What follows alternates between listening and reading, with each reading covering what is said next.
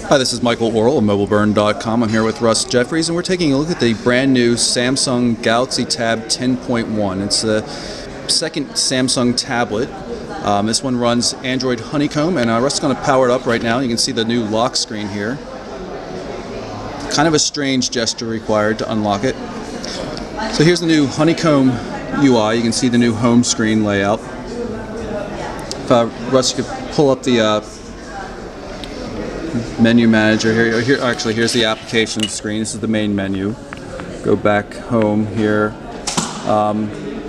This is the screen that you use to add new widgets to a home screen panel, or you can use it just to quickly jump from panel to panel. Say we can add another widget right there.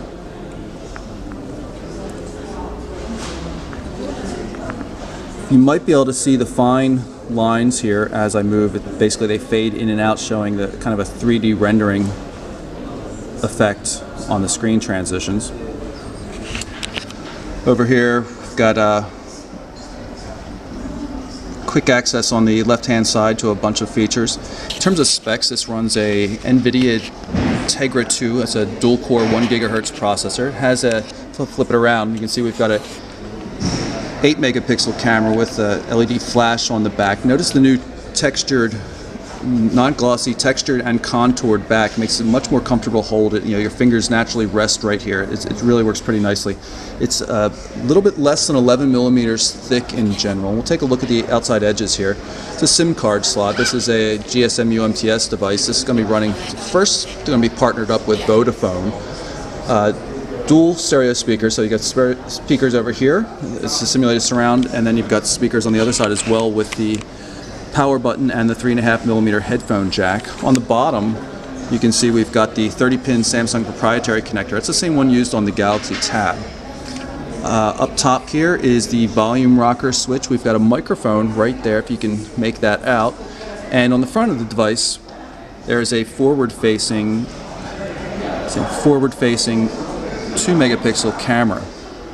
Now the battery on this thing is absolutely massive. It's 6860, so 6,860 milliamp hours.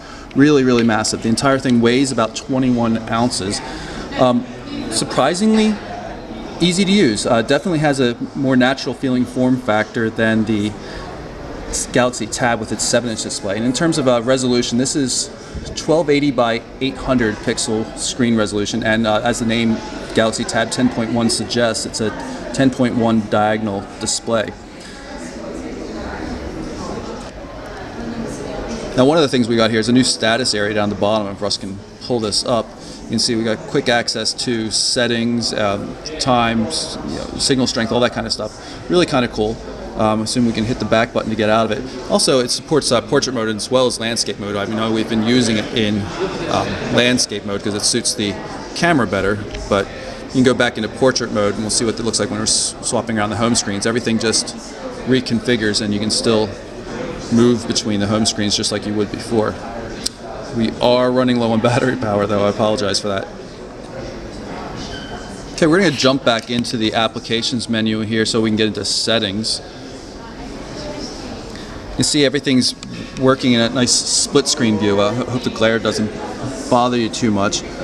But definitely an improvement over the very straightforward looking list views that you see in the regular Android 2 series OSs. Really kind of cool looking. And go to the About phone here and you can see right there Android 3.0. This right here down the lower left hand corner is the back button. That's sitting of course next to the home button, which is far more obvious. Also in the apps screen you've got My Apps and All, so you have some sort of sorting ability. I have to admit I'm really not familiar with Honeycomb. This is my first time playing around with it, but overall pretty cool, and I'm really quite pleased with the hardware, and the display is quite beautiful. It's called they're calling it an enhanced TFT. It seems to be something similar to Super AMOLED in that there's no air gap between the capacitive touchscreen layer and the actual display layer.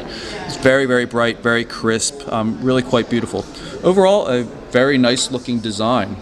So again, that's the Galaxy Tab 10.1. I'm Michael Orrell with Russ Jeffries from MobileBurn.com.